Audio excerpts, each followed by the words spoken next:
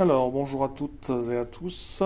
Aujourd'hui, je m'occupe du Snowpeak PP 750 que j'ai reçu hier, que j'ai un petit peu testé. Alors, première chose que j'ai faite, comme vous pouvez le voir, c'est que j'ai déjà démonté la hausse et le guidon qui sont inutilisables avec la crosse, qui sont plus faits éventuellement pour s'en servir en version pistolet. Mais comme je trouve beaucoup trop lourd et trop chargé sur l'avant pour l'utiliser en pistolet, j'ai préféré démonter tout ça et mettre ma lunette Vector Optics Veyron.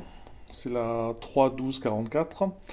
Alors le gros inconvénient qu'il y a au départ, c'est que la lunette est montée ici, avec une pièce qui vient se mettre sur cette partie-là.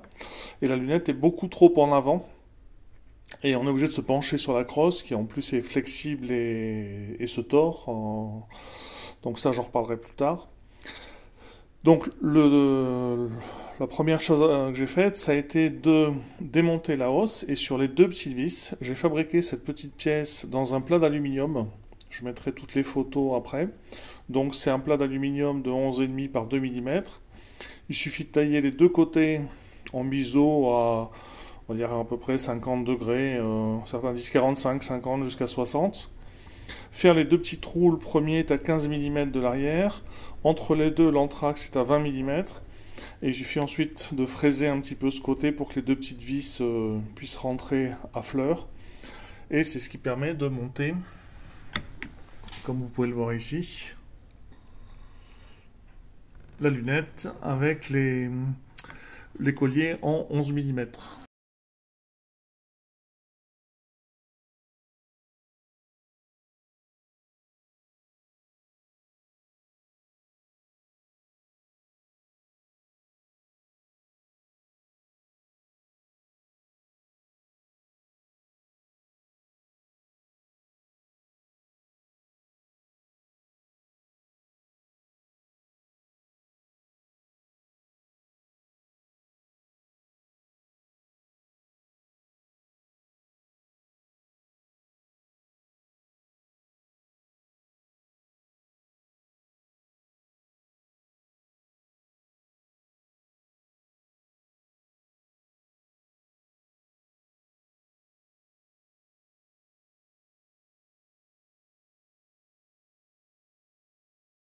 Sinon, l'autre solution, si vous avez de l'impression 3D, il est possible de faire une pièce en impression 3D qui vient se fixer ici, avec les deux vis, et sur cette partie avant, qui va venir se glisser dans le rail 11 mm et qui va venir se clipser sur le canon. Et en plus, il y a une vis pour la bloquer. Et là, vous utilisez des colliers au format Picatinny.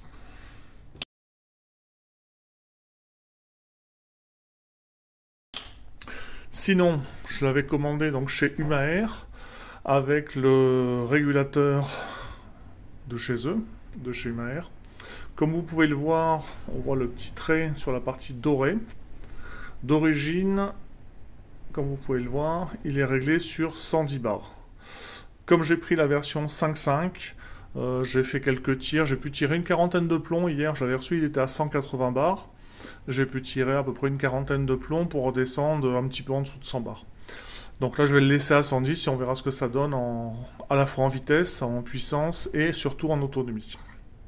Alors, pour le monter, c'est extrêmement simple. Il suffit tout simplement de dévisser le canon. Vous sortez, enfin, plutôt le shrouder, ce qui va permettre de silencer un petit peu le canon.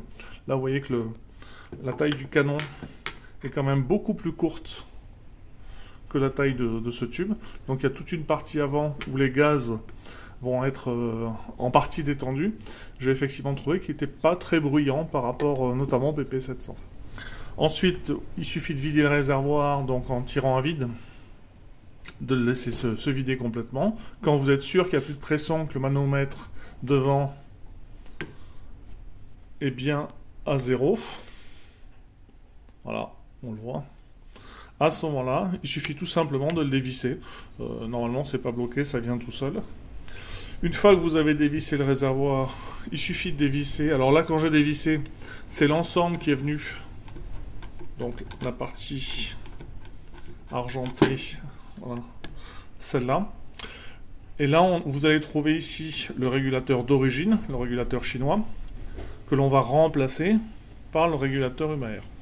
Donc, vous avez un petit méplat de chaque côté ici. Donc avec une clé plate ou une petite clé à molette, c'est ce que j'ai utilisé, une petite clé à molette. J'ai bloqué ici en mettant un chiffon autour et une clé multiprise. Et ça m'a permis de dévisser le régulateur. Donc là on voit simplement, on a la vis de réglage de pression qui est légèrement rentrée d'origine.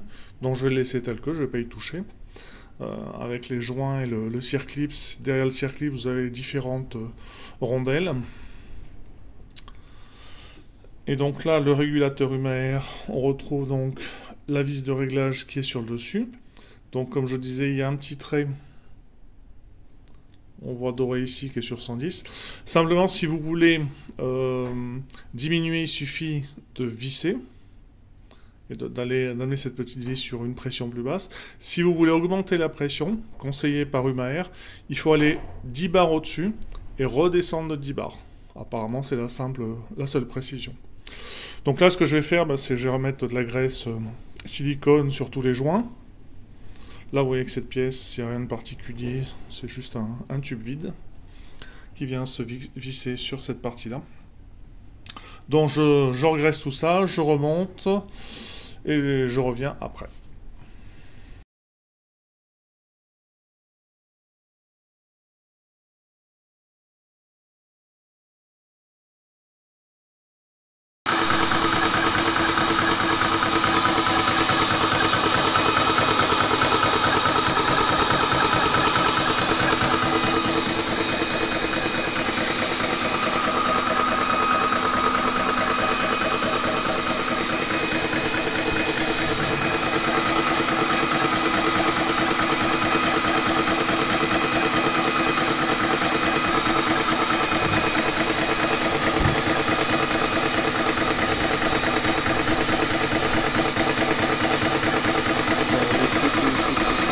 Est remonté avec le régulateur UMAR.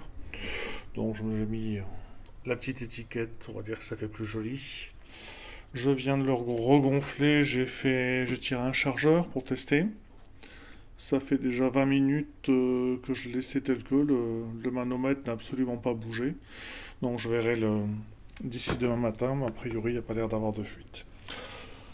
Dernier point, ce pourquoi je veux aussi le modifier. Bon, hormis la crosse 1911 que je trouve pas spécialement ergonomique et pas jolie à mon goût, c'est surtout cette crosse qui, si elle aide en fait à stabiliser un petit peu le tir, si vous voyez, sans beaucoup forcer, elle est très flexible en torsion et elle se plie aussi un petit peu dans ce sens-là, mais surtout en torsion. Alors on peut l'améliorer, certains font des pièces 3D, notamment une espèce de une pièce dans laquelle qui vient dessus-dessous, ça s'emmanche dedans. Il y en a qui font ça, je vous mettrai le lien. Ça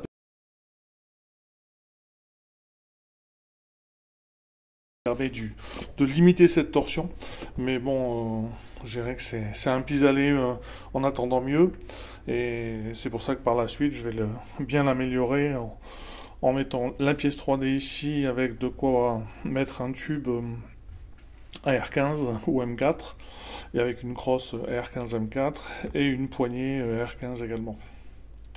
Voilà, bonne journée à tous.